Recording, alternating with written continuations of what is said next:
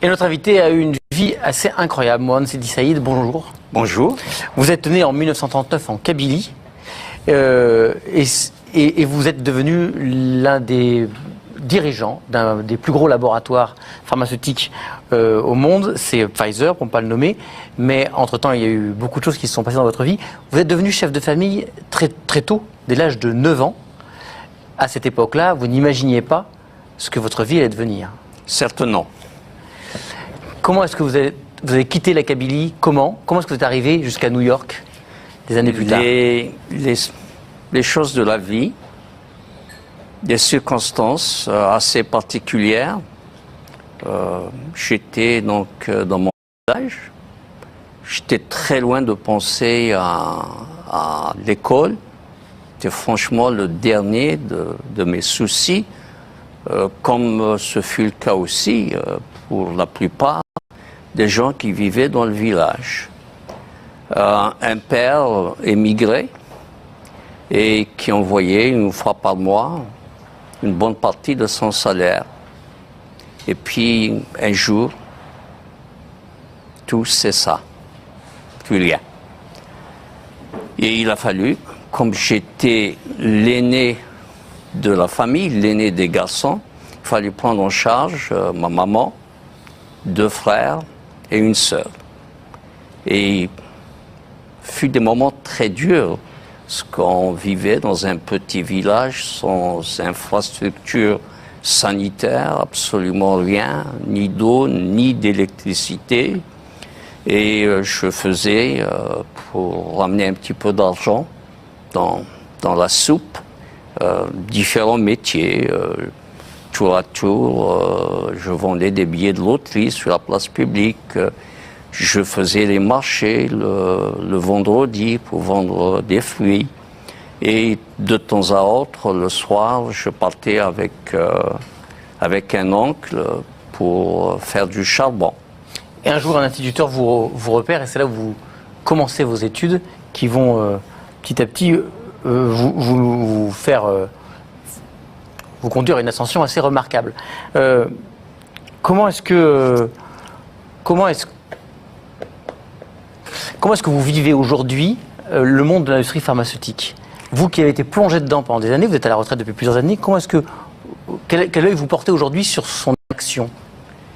Je vis honnêtement, sans regret et sans état d'âme. Mais avant d'arriver à cela, si vous me permettez, je voudrais simplement dire, et notamment à l'intention de ceux qui nous regardent, les jeunes de banlieue, mais de partout, en France, ce n'est pas tellement le résultat qui m'intéresse aujourd'hui.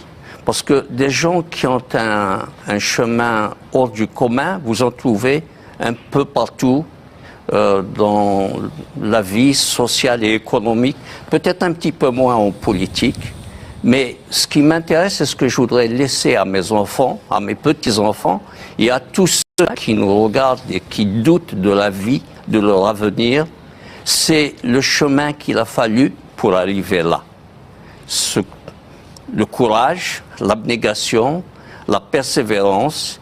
Et mon dernier message, c'est que c'est quand tout semble au plus bas de l'échelle que quelque chose, une étincelle, un espoir nous fait renaître. Et cet espoir, je le dois donc à un cousin éloigné qui, un jour, sur la place du marché, me dit « Mais qu'est-ce que tu fais là? Tu ne vas pas à l'école ?» Je dis « Mais quelle école?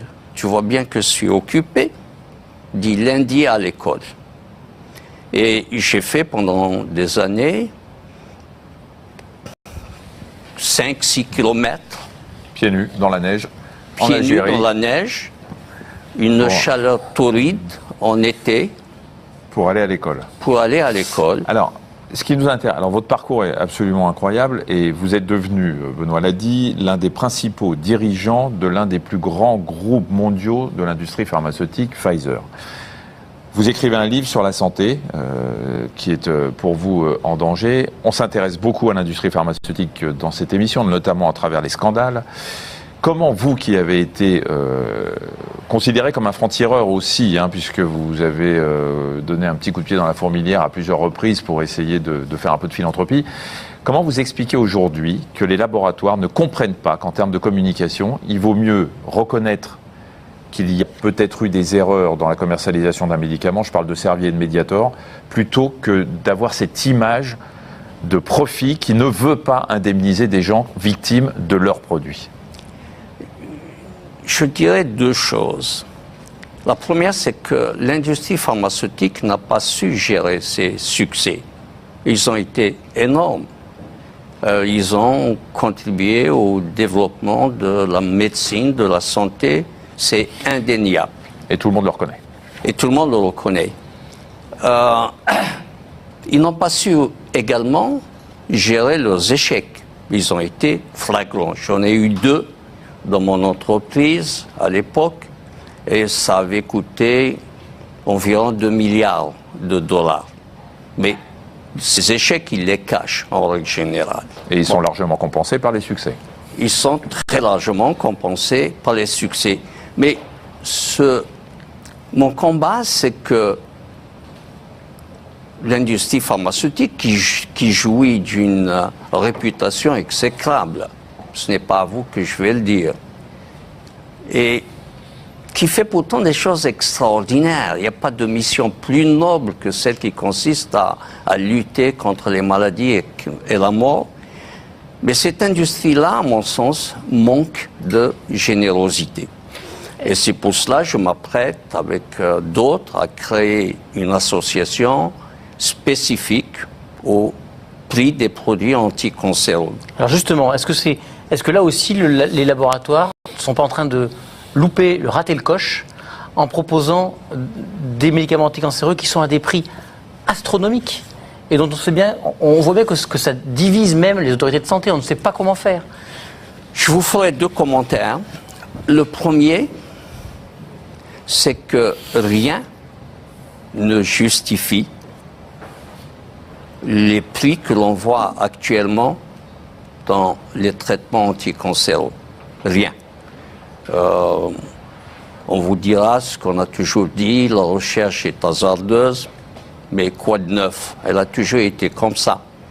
La découverte d'une molécule peut durer entre 10 ans et 20 ans, mais quoi de neuf? Ça a toujours été comme ça.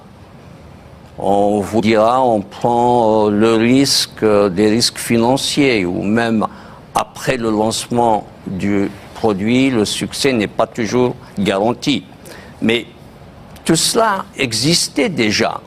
Et je pense que la seule explication est que c'est la patte du gain. Et puis, malheureusement, c'est la loi de la concurrence.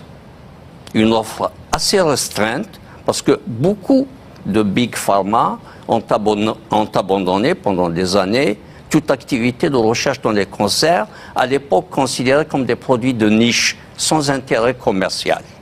Bon.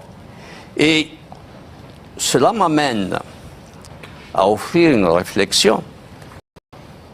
Vous vous rappelez sans doute ce qui s'était passé au moment de l'arrivée de la trithérapie dans qui le sida. n'intéressait aucun laboratoire à l'époque parce que c'était un médicament de niche. Et les prix n'étaient pas aussi élevés. Ouais. C'était plus ou moins un traitement d'un an entre 1000 et 2000 dollars. Bon, il y a eu une levée de boucliers. Et aujourd'hui, ce qu'on voit dans les traitements anticancéreux, c'est hors du commun, c'est aberrant. Bon. Et je dis, il faudrait qu'il y ait encore plus d'associations de malades.